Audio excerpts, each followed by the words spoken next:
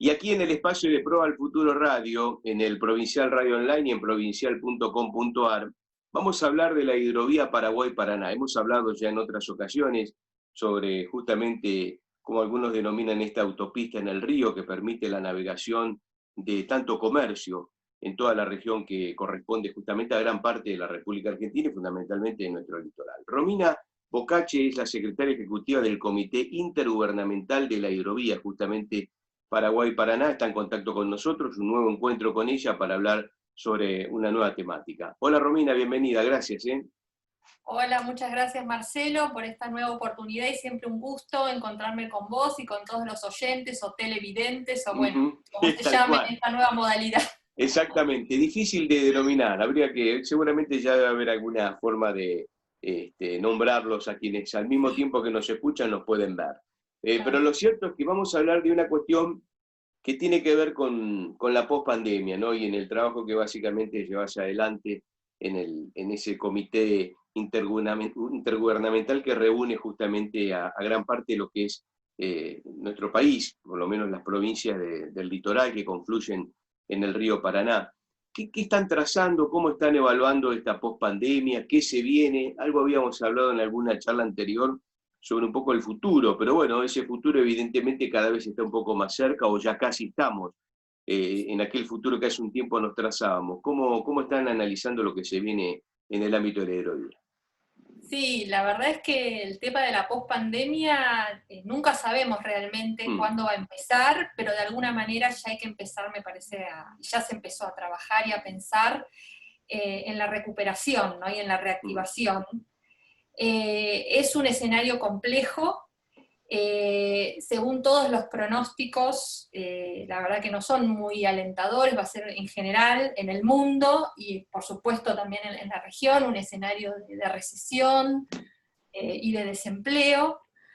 Por ejemplo, la CEPAL recientemente actualizó el informe sobre cómo sería el escenario para la región de América Latina y el Caribe, y pronostican una contracción de toda la actividad económica del 9%, dicen que es la peor crisis económica de la región en todo el siglo, incluso peor que la depresión de la década del 30 y demás, es decir, es una crisis que golpea fuerte, y esto obviamente va a repercutir en el nivel de pobreza y de desempleo.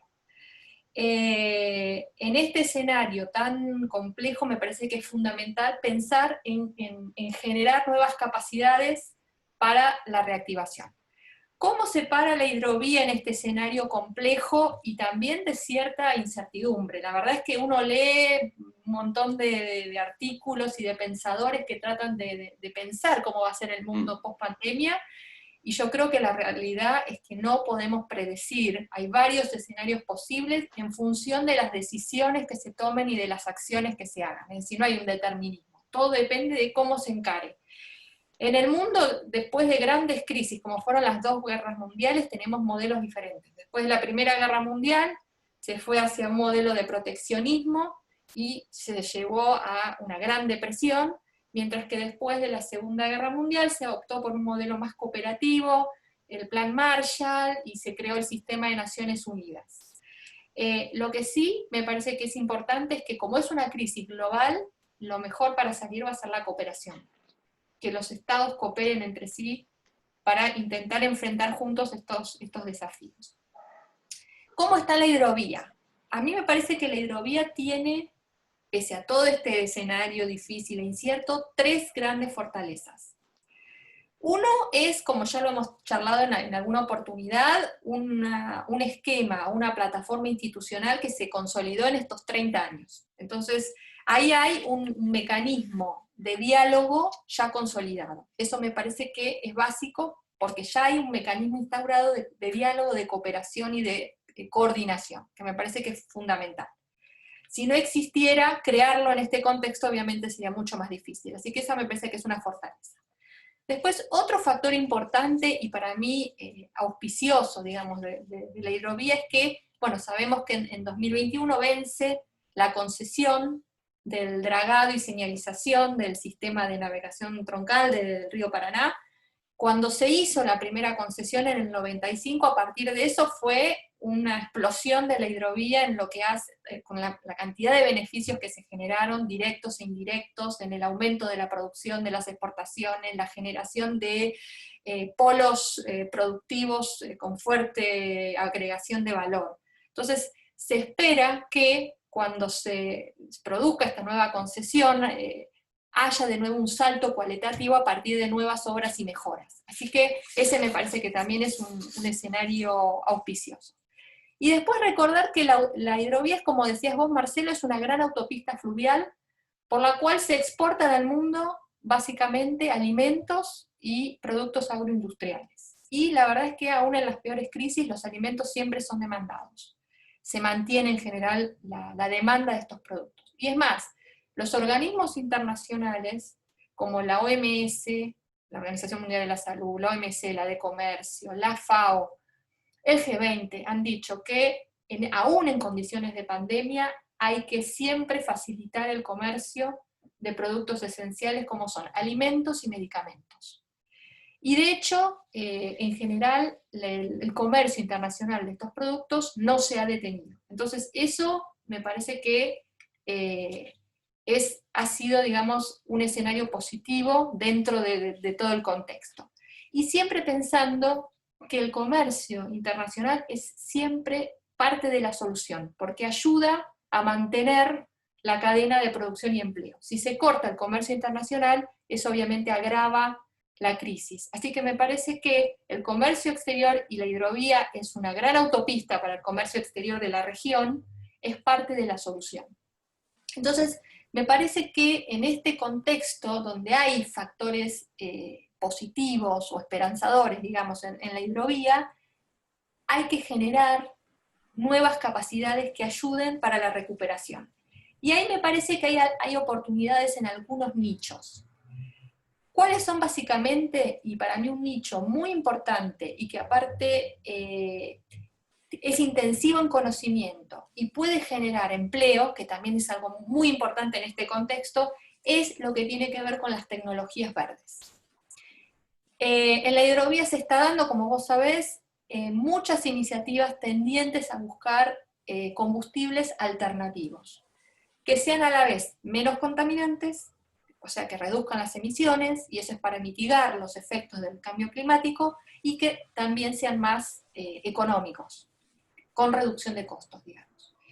Y, por ejemplo, bueno, vos también lo sabés, el Centro de Patrones, que conduce el secretario general, el capitán González Infran, tiene un proyecto muy avanzado que tiene que ver con la construcción de un remolcador a GNL. También participa la Cámara de la Industria Naval Argentina, ellos están muy avanzados en ese proyecto. Por otro lado, el BID y OLADE también hicieron un estudio para identificar posibles combustibles alternativos en la hidrovía, y también coincide, digamos, por otro camino se llegó a la misma conclusión del estudio que se desarrolló en Argentina con el Centro de Patrones y demás, que el GNL es una buena alternativa, porque justamente reduce costos y reduce emisiones. Y esto me parece que es estratégico por varios motivos. Uno, porque por un lado se relaciona o se eslabona, digamos, si se empiezan a usar estos combustibles alternativos, esto se relaciona con la industria naval. Habrá que construir embarcaciones, remolcadores, pero no solo remolcadores, también todo tipo de embarcaciones que naveguen por la hidrovía, que puedan ser impulsadas a GNL o al combustible alternativo que se elija. Entonces, y todos sabemos de la importancia de la industria naval para el desarrollo, ¿no? Se dice que es una industria madre de industrias. Y la cantidad de empleo que genera. Entonces me parece que por ese lado es algo estratégico. Y después, una vez que vos tenés construidos buques verdes que funcionen con estos combustibles alternativos, eso a su vez se eslabona con otro tipo de actividades, como por ejemplo, hay varios proyectos también para desarrollar turismo no masivo, que en este mundo post-pandemia va a ser importante, turismo no masivo y sustentable, donde yo creo que en la valoración del consumidor y del turista, la elección de este turismo que sea sustentable, que cuide el medio ambiente, va a ser algo que cada vez va a ser más valorado y más buscado. Entonces me parece, digamos, que en este contexto, estas son las iniciativas o las oportunidades que hay que desarrollar y explorar. ¿Cómo? Bueno, te doy una primicia, digamos. A ver. Próximamente, Videolab está organizando un taller sobre el tema este de combustibles alternativos. Entonces la idea es un poco presentar este informe que ellos hicieron, darle la oportunidad a todos los actores interesados e involucrados de poder participar, de conocer un poco su opinión, su visión, y luego ver la forma en que esta discusión se pueda mantener en el tiempo. Porque bueno, un taller será 1 o 2 sesiones, pero esto para poder implementarse y diseñar políticas, obviamente que se requiere tiempo y crear una mesa de trabajo. Mi opinión es que todos los proyectos de desarrollo que han sido exitosos en el mundo han surgido a partir de una articulación público-privada. Esto que digo yo no lo estoy inventando, hay toda una corriente que se llama la nueva sociología del desarrollo que lo estudió. Esto empezó en los 80 y lo estudió en el sudeste asiático. ¿Por qué las economías en desarrollo del sudeste asiático se desarrollaron? Y llegaron a la conclusión que en todos los casos, ¿qué es lo que estuvo presente? Bueno, estados con políticas activas para promover un determinado sector, pero un estado en diálogo con los sectores privados interesados. Es decir, tiene que haber ahí como un entramado, digamos, institucional denso, una articulación público-privada. Y a mí me parece que ese es el esquema que habría que seguir en el caso de la hidrovía para esto y para otros temas, pero en particular para esto, ¿no? Y en mi opinión, el Comité Intergubernamental, es decir, el CIH, podría ofrecer un espacio para generar esta articulación y donde el sector público y privado de los 5 países se puedan sentar y puedan dialogar y ver, bueno, para promover este tipo de proyectos de desarrollo, de construcción de remolcadores o de otro tipo de buques con combustibles alternativos, cuáles son las acciones, las intervenciones que se requieren, qué requiere el sector, qué incentivos, qué políticas, como para que esto se pueda realmente producir. Así que me parece que estamos en eso, hablando, digamos, con todos los actores, a ver si realmente hay interés. Yo creo que sí, por la oportunidad que he tenido hasta ahora, me parece que hay interés y que sería una buena alternativa, sobre todo por esto, ¿no? Porque sería una alternativa intensiva en conocimiento, no solamente, digamos, producción de materia prima, sino, obviamente, fabricar, producir un buque, es intensivo en conocimiento, que se pueda pensar no solo para la región, sino también que se pueda pensar para exportar, genera empleo, y aparte reduce costos y amigable con el medio ambiente. Es decir, me parece que es un proyecto muy interesante y más en este contexto, ¿no? Bien, en base a todo lo que vas contando, y es muy importante esto de, a partir de lo que va a pasar el año que viene en la hidrovía con, digamos, la concesión, la actualización de esa cuestión, y un poco en base también a todo lo que venís hablando en la articulación público-privado para que, de alguna manera, se pueda desarrollar toda la actividad en torno a la hidrovía. En el contexto de pandemia, y donde, digo, como siempre en muchos casos desde las crisis hay que tratar de aprovecharlo mejor para tomarlo como positivo, y el hecho de que el traslado de mercadería esencial y no esencial, esencial en la primera parte de la pandemia y luego incorporándose mercaderías no esenciales, en el mundo fue por los barcos, digamos, al no haber aviones, carga que habitualmente llevaban los aviones sí o sí tenían que ir por el barco. Evidentemente, más allá de que no quedaba otra alternativa, para muchos por ahí esto les abre los ojos para decir, bueno, ¿por qué no seguimos por esa misma línea donde el costo es más económico, donde, bueno, los traslados por allí podrán demandar un poco más de tiempo que un avión, pero hay mercadería que seguramente llegará mejor a través de un barco? Digo, ¿se puede aprovechar de la pandemia, entre comillas, esta situación para, de alguna manera, visualizar el futuro un poco con todo esto que estás contando, con el hecho de la posibilidad de que se trabaje, como bien decías allí, yo anotaba por acá, tecnologías verdes, combustibles alternativos y demás? Sí, para mí ese es el camino y esa es a partir de estas fortalezas que tiene la hidrovía, aprovechar las oportunidades o maximizar, digamos, las oportunidades. Y obviamente el transporte fluvial es parte de esto. Un tema que también me parece que va a ser esencial trabajar y fortalecer, porque me parece todavía un desafío en la hidrovía, es el tema de la intermodalidad. Ese todavía es un desafío, todavía es caro, la verdad. Entonces me parece que hay que pensar la hidrovía como una gran autopista fluvial, que un poco es la columna vertebral, digamos, de la región, pero también pensarla, digamos, de manera horizontal, como forma de interfase con las costas del Atlántico y del Pacífico a través de los corredores, y ahí necesariamente tenés que pensar en ferrocarril o camión y hacer una combinación inteligente de eso. Eso todavía no está tan desarrollado, es caro, según lo que dicen todos los expertos, y me parece que esa también es un área en donde habría que trabajar para mejorar eso. Mira, hace poco justo estaba mirando en Global Ports, que hicieron unas jornadas, ¿viste?, de logística y transporte fluvial.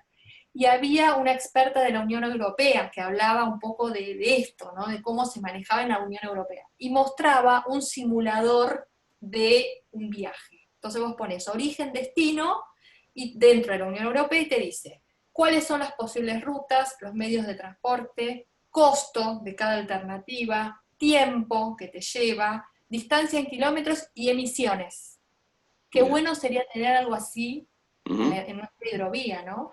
Y si alguien quiere ir de un punto al otro, que cruce la hidrovía, que vea, poder desarrollar un programa así, que vea las distintas rutas alternativas, los costos, cuáles son las menores emisiones. Es decir, la verdad que eso sería un sueño. Bueno, me parece que hay que trabajar para eso. Y un trabajo en logística combinado, en esto de que muchas veces distintos sectores, por los intereses de cada uno de los sectores, hacen pelear a los trenes con los camiones y a los camiones con los barcos. Digo, en un país donde, yo no digo que esté mal, las vías de los trenes los ingleses le hicieron pensando en el puerto para llevarse la mercadería, ¿de acuerdo? Pero digo, y así ha quedado trazado. Por ahí ha habido alguna modificación, pero originalmente ha sido así. Pero pensar en un tren, digo, esto uno es un sueño y cuesta dinero y vos bien lo estás reflejando, pero en un tren que una justamente el Atlántico con el Pacífico, no en forma paralela al mar, como es la gran mayoría del ferrocarril en la Argentina, porque ahí vos podés unir y podés utilizar, digamos, el transporte fluvial o marítimo, sin la necesidad de dar una gran vuelta por algún estrecho, o bien al sur, o en Centroamérica, para poder cruzar de un lado al otro, digamos. Y esto en la Argentina por ahí puede ser posible, más allá de que las distancias son importantes, ¿no? Sí, aparte estoy pensando más allá de Argentina a nivel regional. Claro, claro, lógico. Que me parece que para ganar en competitividad, la logística es clave, ¿no? La logística es clave para ser competitivo y para llegar a los mercados mundiales, más con productos que en su mayoría son commodities, donde somos tomadores de precios. Entonces, si vos no tenés una logística competitiva, te quedás afuera del mercado. Entonces hay que pensar, obviamente el transporte fluvial es muy importante, pero ese es el sentido vertical, hay que también pensar en sentido, por eso digo, horizontal, y ver las distintas alternativas, y también, justamente en estas jornadas lo que se decía, promover y desarrollar que haya operadores logísticos multimodales, que el mismo operador te pueda coordinar estos distintos tramos de la manera más inteligente y más eficiente posible. Entonces, ese me parece que también es un sector donde hay que trabajar, y obviamente la coordinación de los países de la región es básica.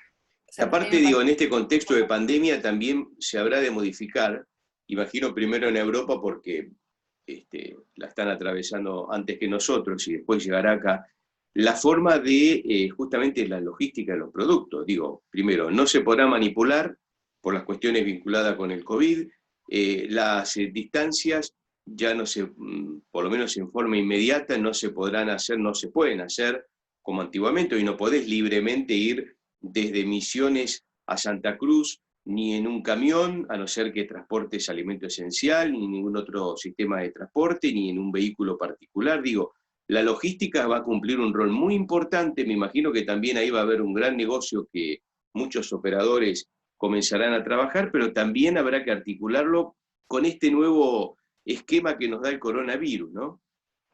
Mirá, ¿qué es lo que se dice? Que un poco esta pandemia es producto de la globalización, pero también está impactando en la globalización. Ujú, Algunos dicen que va a terminar la globalización. Yo la verdad creo que no, pero sí ujú, creo que va a cambiar. Es como que la globalización se va a transformar, no hay una única forma de globalización, va a haber ujú, un cambio. ¿Y cuáles son los dos cambios que a mí me parece que se van a venir?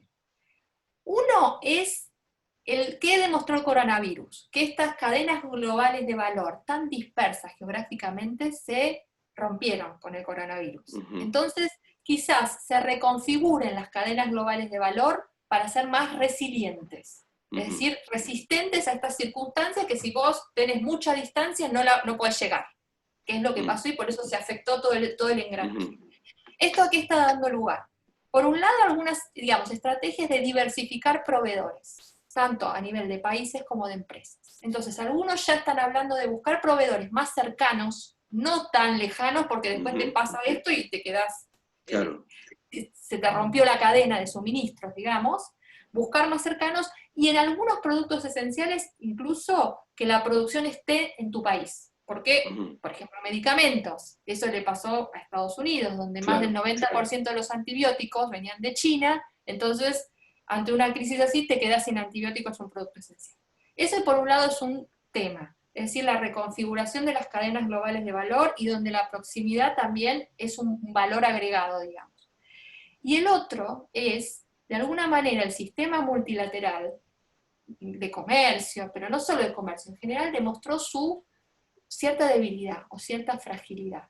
Y me parece que a partir de esta pandemia va a cobrar mayor relevancia todo lo que es el comercio regional. Y Ujú, nosotros no nos olvidemos que América Latina y el Caribe son 650 millones de habitantes, es decir, es un mercado interesante y tenemos en particular una estructura institucional a través del Mercosur que ya también está instalada y funciona. Entonces, me parece que eso también hay que fortalecer el comercio intrarregional. Eso no implica dejar de lado el comercio, por supuesto, internacional, pero me parece que también hay que fortalecer esa parte. A nivel regional lo estoy diciendo, sí, ¿no? No solamente claro, y esas economías regionales, pienso en la hidrovía, será fundamental, la hidrovía para esa economía regional, para que el producto, que al menos dentro de nuestro país, yo por ahí focalizo más al país, no tengo esa visión que por supuesto vos tenés mucho más claro a nivel regional, pero digo, pensando en la Argentina, en esas provincias cercanas a la hidrovía, de poder producir y que esa embarcación pase cerca de ese puerto como para que, digamos, la logística, el traslado, el transporte no sea tan lejano, y bueno, se le da participación, como bien decías vos, a esos proveedores más cercanos, ¿no? exacto, o sea, me parece que ahí también hay nichos para explorar. Por eso a mí me parece que la hidrovía va a ser un motor importante para la reactivación de la Argentina y de la región Ujú, en la pospandemia. Que yo digo, para mí la pospandemia ya es hoy, es decir, ya estamos trabajando y ya hay que trabajar, porque aparte son políticas que no se producen de un día para el otro, ¿no? O ujú. sea, hay que lograr los consensos, hay que ver los instrumentos, lleva tiempo. Entonces, por eso es que la pospandemia ya es hoy, ya hay que empezar a trabajarlo ya, Tal cual. para cuanto antes poder maximizar las oportunidades que se presentan o que se generan, porque tampoco es que las oportunidades se presentan solas. Ujú. Hay que verlas y con visión y aprovecharlas, y por eso digo, me parece que es fundamental esta articulación público-privada. Los dos sectores se tienen que sentar y hablar y ver, bueno, qué se puede hacer. Y me parece que por ejemplo, esto de la industria naval, el tema logístico, son pilares estratégicos. Ujú. Está muy bien. Romina, te queremos agradecer estos minutos, esta charla sobre lo que se viene pospandemia o a través de la pospandemia en el ámbito de la aerovía, que como verán, para aquellos que nos están escuchando viendo, no es tan específico, no es solamente para especialistas. En esto involucramos a todos, involucramos a las pymes, involucramos a los productores, a los emprendedores y a nosotros mismos como consumidores también en este escenario de logística que se viene a partir justamente de este virus que nos está atravesando a todos. Gracias, Romina, como siempre. Gracias, Marcelo, y a disposición. Muchas Hasta gracias. luego. Chao, chao, hasta luego.